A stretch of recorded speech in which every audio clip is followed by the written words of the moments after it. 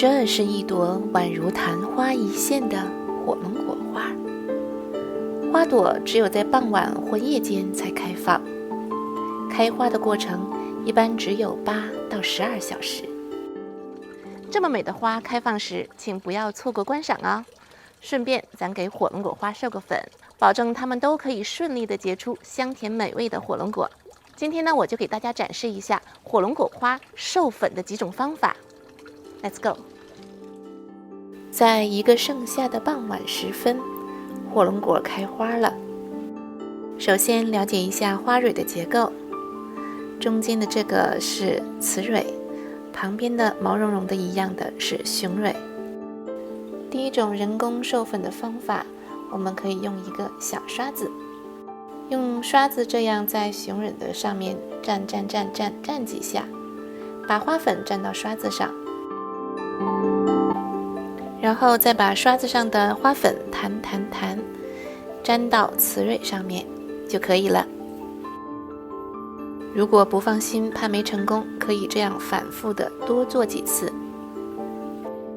但是这种方法呢，我不是很喜欢，我喜欢更简单粗暴的，就是直接用手来授粉。火龙果的花比拳头都大，所以用手来操作授粉的精准度完全没问题。就这样揪下一些雄蕊，然后把它放到雌蕊上面，抖一抖，弹一弹就可以啦。如果错过了开花时间，也不用太担心，大自然本身就有天然的分工。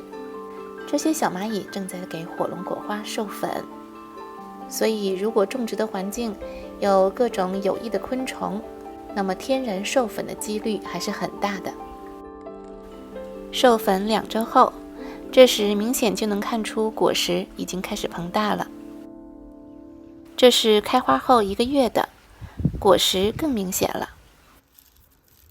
我喜欢种花、种菜、种果，因为它太治愈了。无论什么心情，只要看到这些花花草草，心里就会非常的安逸。如果您也喜欢园艺呢，请不要忘记关注习小厨和他的菜园子，在这里我会分享各种园艺技巧，让每个人的园艺生活都更加美好多彩。好了，感谢您收看习小厨的菜园子，咱们下一期再会。